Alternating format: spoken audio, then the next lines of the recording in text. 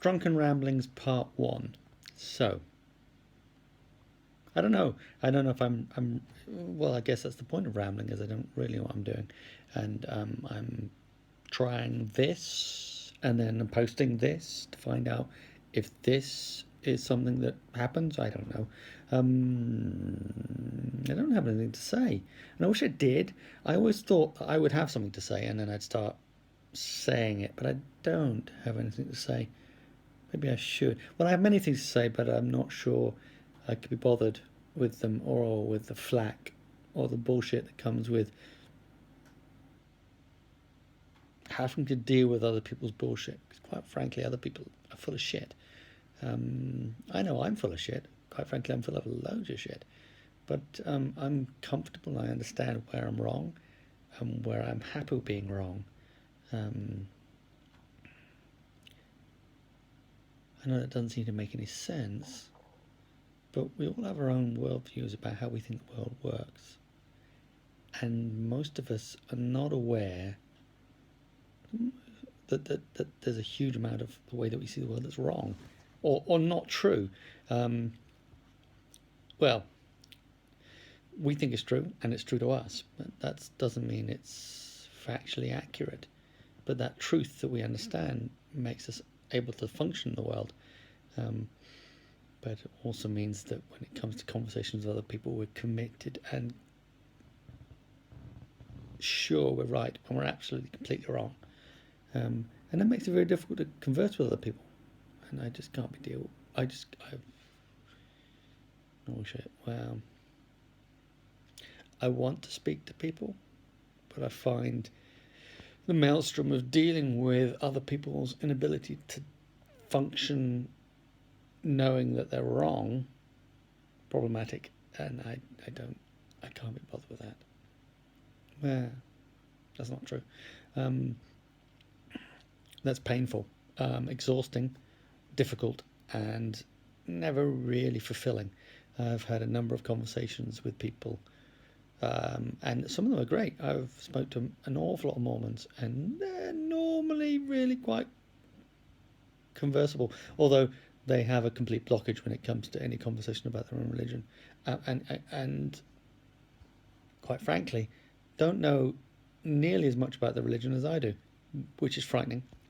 But I found those street vendors peddling Islam um, argumentative and occasionally violent, which is odd, really. Well, I mean, odd in the fact that they won't have a conversation. Um, that's not entirely true. Well, mostly true. I had a very, very good conversation with someone in Dundee, Scotland, about 3, 4 years ago, and we were getting on fine. It's a great conversation. The two of us were going back and forth for about 10, 15 minutes, and there was no contradictory conversation other than our worldviews, because we never touched on anything that we could directly oppose each other, because it was a philosophical conversation rather than a logical or a factual based conversation. And then the other two people standing around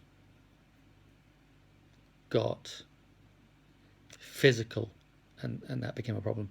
It was odd because I was talking to him and we were having a great conversation, but the other two guys didn't like the exchange of ideas because we were both exchanging ideas and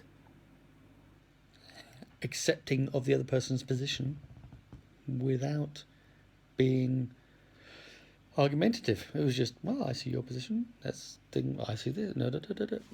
And that seemed to cause a problem. Whereas I found that my conversations with Mormons seemed to be a lot more conciliatory, but more blocked, so that you could have a conversation with them, but nothing you said got past their wall.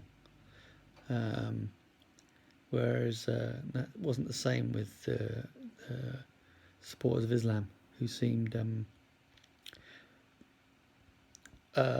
unsure in their position and easily dissuadable, and hence the aggression, or when their willpower was challenged to a point where they couldn't contradict it. or couldn't produce a good argument against it. Jesus Christ, this is rambling, isn't it? I don't know where I start with this. I didn't know where I was going with this. I kind of wandered and wandered. I guess I need a shave, but that's not really relevant.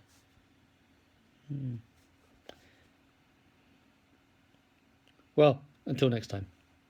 Goodbye. This is James. That's it. Bye bye.